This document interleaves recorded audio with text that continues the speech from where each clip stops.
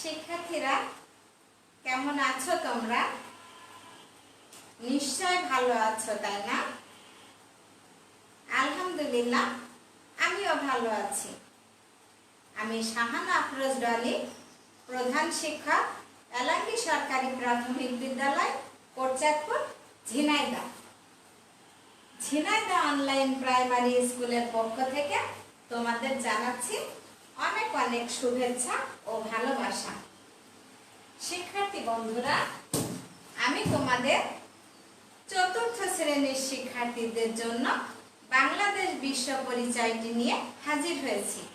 তোমরা তোমাদের বাংলাদেশ বিশ্ব পরিচয় বই, খাতা, কলম নিয়ে বসে যাও।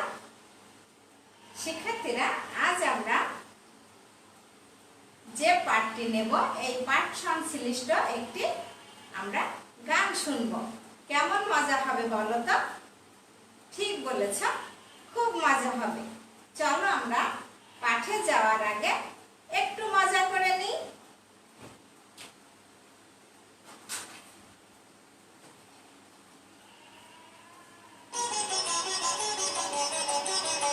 আমরা সবাই রাজা, আমাদের রাজার রাজত্বে, নইলে মোদের রাজার সঙ্গে মিলব কি সত্যি?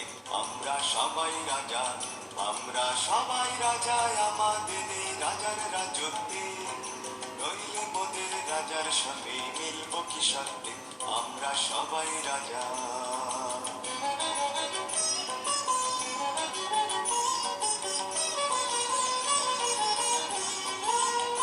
আমরা যা খুশি তাই করি, তবু তার খুশিতেই চলি। আমরা যা খুশি তাই করি, তবু তার খুশিতেই চলি। আমরা নই বাধা, নই দাসের রাজার দাসের দাসত্বে, নইলে মোদের রাজার সঙ্গে মিলব কি সত্যি? আমরা সবাই রাজা, আমরা সবাই রাজা, আমাদের রাজার রাজত্বে, নইলে মোদের রাজার সঙ্গে মিলব কি সত্যি? আমরা সবাই রাজা।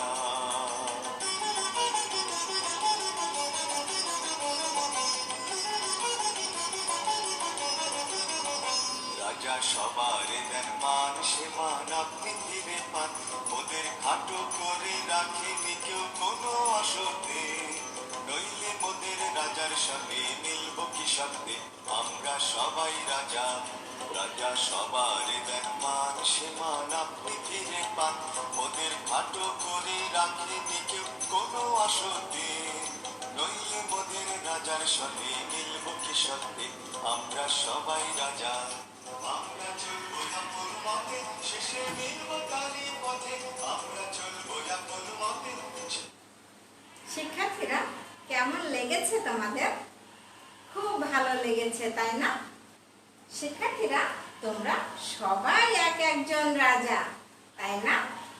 হ্যাঁ, আমরা সবাই এক একজন রাজা। শিক্ষার্থীরা, আজ আমরা এই রাজাদের নিয়ে গল্প শুনব। গত পাঠে আমরা কি শিখেছিলাম? প্রাচীন যুগের রাজাদের সম্পর্কে জেনেছিলাম।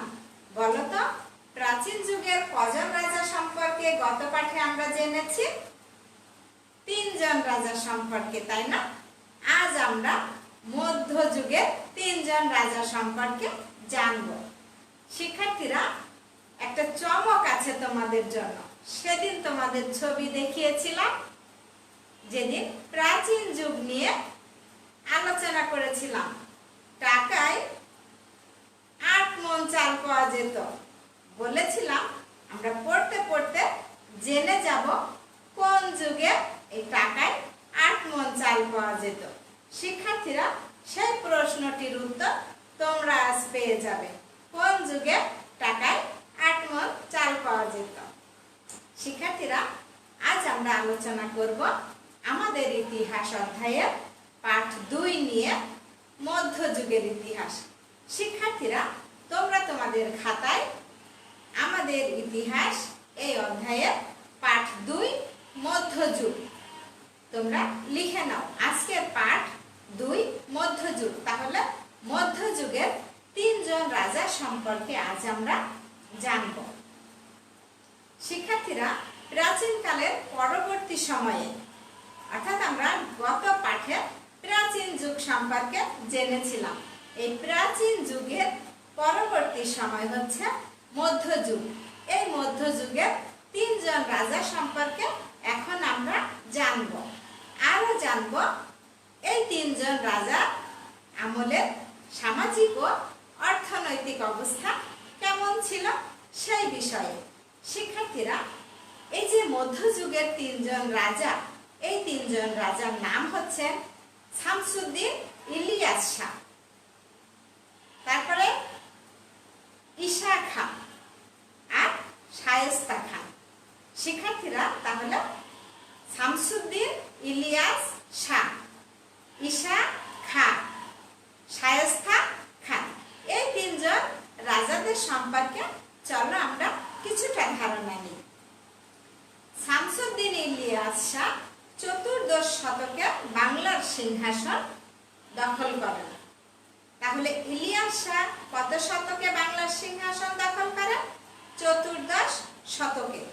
তখন বাংলায় মুসলিম শাসন প্রতিষ্ঠিত ছিল। তখন বাংলা কি ছিল? মুসলিম শাসন প্রতিষ্ঠা হতো। বাংলার মুসলিম শাসন আমলে প্রধান সাফল্য তিনি দিল্লির সুলতানদের কবল থেকে বাংলাকে রক্ষা করেছিলেন।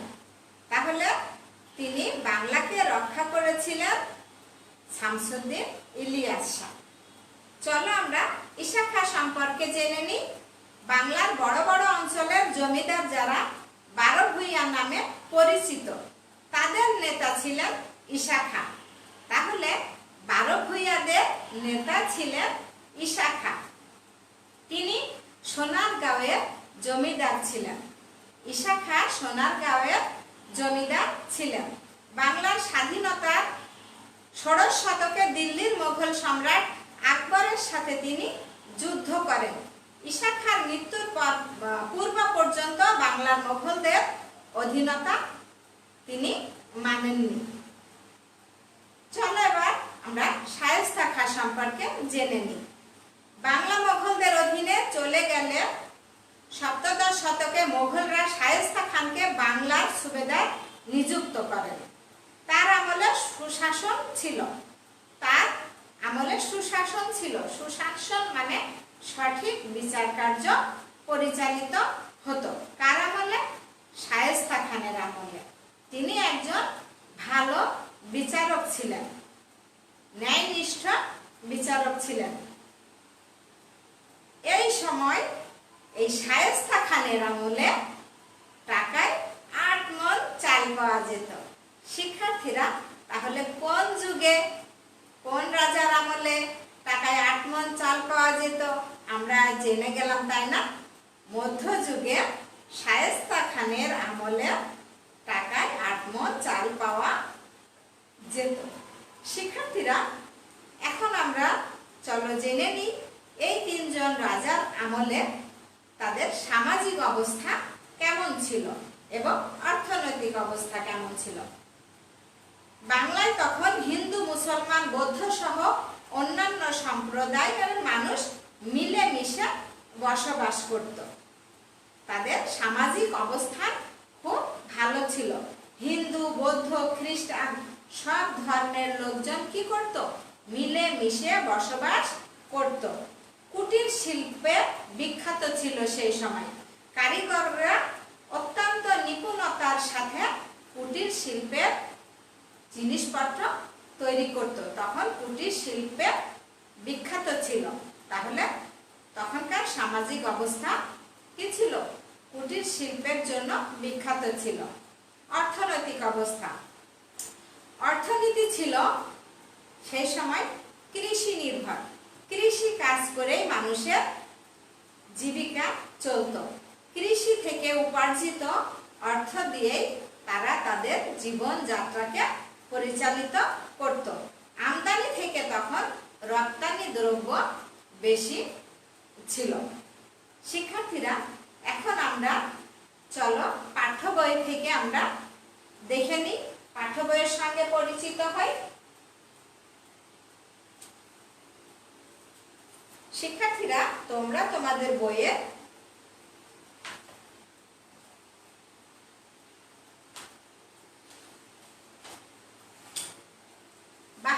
পৃষ্ঠা বের করো। তোমাদের বাংলাদেশ ও বিশ্ব পরিচয় বইয়ের 72 পৃষ্ঠা বের করো। শিক্ষার্থীরা, আমি পড়ে শোনাচ্ছি, তোমরা আঙুল দিয়ে তোমাদের বইয়ের সঙ্গে মিলিয়ে নাও। শিক্ষার্থীরা দেখো, একটু দেখে নাও, এই যে মধ্যযুগ, পাঠ 2, মধ্যযুগ, পৃষ্ঠা 72। শিক্ষার্থীরা, তোমরা তোমাদের পড়ার নিচেই হাত দাও, আমার সঙ্গে তোমরা একটু মিলিয়ে নাও। আমরা যে আলোচনাগুলো করলাম, দেখি বইয়ের সঙ্গে কতটা মিল আছে। প্রাচীনকালের পরবর্তী সময়ে অর্থাৎ মধ্যযুগের 3 জন রাজা সম্পর্কে আমরা জানব। আরো জানব সেই সময়কার সামাজিক ও অর্থনৈতিক অবস্থা সম্পর্কে। শামসুদ্দিন ইলিয়াস শাহ। শামসুদ্দিন ইলিয়াস শাহ 14দশ শতকে বাংলার সিংহাসন দখল করেন। তখন ছিল বাংলার মুসলিম শাসনামল। তার প্রধান সাফল্য হলো তিনি দিল্লির সুলতানদের কবল থেকে বাংলার স্বাধীনতা বজায় রাখেন। ইলিয়াস শাহী বংশের শাসনের সূচনা করেন। তার শাসনামলে দেশীয় ভাষা, সাহিত্য, পণ্ডিত ও কবিদের সমাদর বাড়ে। ঈশা খাঁ। বাংলার বড় বড় অঞ্চলের জমিদার যারা 12 ভূঁইয়া নামে পরিচিত, তাদের নেতা ছিলেন ঈশা খাঁ। তিনি সোনারগাঁওয়ের জমিদার ছিলেন। বাংলার স্বাধীনতার জন্য 16 শতকে তিনি দিল্লির মোগল সম্রাট আকবরের সাথে যুদ্ধ করেন। ঈশা খাঁর মৃত্যুর পূর্ব পর্যন্ত বাংলায় মোগলদের অধীনতা মানেনি। শায়েস্তা খান। বাংলা মোগলদের অধীনে চলে গেলে 17দশ শতকে মোগলরা শায়েস্তা খানকে বাংলার সুবেদার নিযুক্ত করেন। তার আমলে সুশাসন ছিল। এ সময় চাল খুব সস্তা ছিল, টাকায় 8 মণ চাল পাওয়া যেত। শায়েস্তা খান এই অঞ্চল থেকে জলদস্যুদের বিতাড়িত করেন। সামাজিক অবস্থা। বাংলায় তখন হিন্দু, মুসলমান ও বৌদ্ধ সহ অন্যান্য সম্প্রদায়ের মানুষ মিলেমিশে সম্প্রীতির সাথে বসবাস করতেন। মধ্যযুগের শাসকদের অনুকূলে বাংলা ভাষা ও সাহিত্য ব্যাপকভাবে বিকশিত হয়। এ সময় বাংলায় গড়ে উঠেছিল ঐতিহ্যবাহী কুটির শিল্প। কুটির শিল্পের কারিগররা ছিলেন অত্যন্ত পারদর্শী। মধ্যযুগে পোশাক ও খাদ্যাভ্যাস ছিল প্রাচীন যুগের মতোই। অর্থনৈতিক অবস্থা। এ যুগের অর্থনীতি ছিল কৃষি ভিত্তিক। এ সময় সুতার তৈরি মসলিন ও রেশমের কাপড় খুব প্রসিদ্ধ ছিল। হাতির দাঁতের শিল্প ও কাঠের কাজে বাংলার শিল্পীরা পারদর্শী ছিলেন। আমদানি থেকে রপ্তানি বাণিজ্য এ সময় বেশি ছিল। চট্টগ্রাম বন্দর থেকে রপ্তানি হতো চাল, চিনি, আদা, হলুদ, মসলিন এবং অন্যান্য নানা ধরনের কাপড়। বাণিজ্য কেন্দ্র হিসাবে চট্টগ্রাম সুপরিচিত ছিল। শিক্ষার্থীরা, তাহলে মধ্যযুগের 3 জন রাজা সম্পর্কে আমরা জানলাম। এখন তোমরা তোমাদের বইয়ের 73 পৃষ্ঠা বের করো। বিভিন্ন শাসকদের সাথে তাদের শাসন আমলের একটি মিল করব আমরা। শিক্ষার্থীরা, তোমরা তোমাদের বইয়ের 73 পৃষ্ঠা বের করে এই মিলকরণটি একটু মিলিয়ে নাও। শিক্ষার্থীরা দেখো, বিভিন্ন শাসকদের সাথে তাদের শাসন আমলের মিলকরণ। 14দশ শতক, 16 শতক আর 17দশ শতক। শিক্ষার্থীরা, কোন শাসক কত শতকে শাসন করেন এবং তাদের শাসন আমলে সাথে আমরা মিল করব। 14দশ শতকে কোন শাসক ছিলেন, 16 শতকে কোন শাসক ছিলেন আর 17দশ শতকে কোন শাসক ছিলেন। শিক্ষার্থীরা, 14দশ শতকের শাসন আমল ছিলেন শামসুদ্দিন ইলিয়াস শাহের। তাহলে 14দশ শতকে শাসন ব্যবস্থা চালু ছিলেন, যিনি শাসক ছিলেন তিনি হচ্ছেন শামসুদ্দিন ইলিয়াস শাহ। 16 শতকের শাসন আমল ছিল ঈশা খাঁ। 17দশ শতকের শাসন আমল ছিল শায়েস্তা খান। শিক্ষার্থীরা আরেকবার পড়ে শোনাচ্ছি, মিলিয়ে নাও। চতুর্দশ শতক শামসুদ্দিন ইলিয়াস শাহ, ষোড়শ শতক ঈশা খাঁ, সপ্তদশ শতক শায়েস্তা খান। শিক্ষার্থীরা নিশ্চয় এই বিভিন্ন শাসকদের শাসন আমল তোমরা মিলিয়ে নিয়েছো আমার সঙ্গে। এখন ঝটপট তোমাদের খাতা বের করে তোমাদের একটি বাড়ির কাজ লিখে নাও। শিক্ষার্থীরা তোমরা তোমাদের বাড়ির কাজটি লিখে নাও। বাংলায় মধ্যযুগের ইতিহাস সম্পর্কে তুমি যা জানো সেই সম্পর্কে 5টি বাক্য লেখো। শিক্ষার্থীরা এই যে মধ্যযুগের 3জন রাজার শাসন আমলে আমরা তাদের অর্থনৈতিক অবস্থা, সামাজিক অবস্থা এবং তাদের শাসন আমলে কি কি ঘটেছিল এই সমস্ত বিষয় নিয়ে তোমরা 5টি বাক্য লিখবে তোমাদের খাতায়। এটি তোমাদের বাড়ির কাজ। আমি বাড়ির কাজটি আরেকবার পড়ে শোনাচ্ছি, মিলিয়ে নাও। বাংলায় মধ্যযুগের ইতিহাস সম্পর্কে তুমি যা জানো তা 5টি বাক্যে লেখো। শিক্ষার্থী বন্ধুরা, তোমরা বাড়িতেই থাকবে, নিরাপদে থাকবে। আবার আগামীকাল তোমাদের সঙ্গে দেখা হবে। তোমরা প্রস্তুত থেকো কিন্তু। আল্লাহ হাফেজ।